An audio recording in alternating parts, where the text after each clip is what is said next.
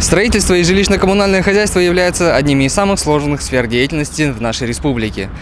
Временно исполняющий обязанности главы республики Тыва Владислав Ховылык решил разделить данные сферы и назначить на них отдельных управленцев. В Рио главы Тувы Владислав Ховылык принял решение об организации отдельного ведомства, которое будет заниматься вопросами жилищно-коммунального хозяйства. Руководителем новообразованного министерства назначен Мерген Мынунов. Владислав Таврисович говорит, что у нас слабая материальная база жилищно-коммунального хозяйства. Конечно, я озвучил Владислав Таврисович, что нужна поддержка, поднятие материальной базы.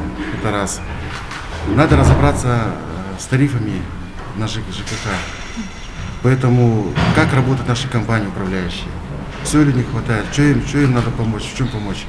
Поддержка работоспособности инженерных сетей в городах и селах, ремонт многоквартирных домов, обеспечение жизнедеятельности в республике и многие другие задачи требуют однонаправленных усилий и координации. Так же, как и строительство. Фронт работ у Министерства строительства весьма внушителен. Множество различных строек идут к своему завершению. Перспектива расширения индивидуальной программы социально-экономического развития и планы по развитию промышленности и экономики Тувы требуют пристального контроля. Министерство строительства в части жилищно-коммунального хозяйства работала по остаточному принципу.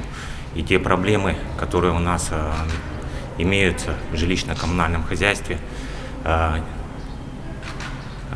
не решались.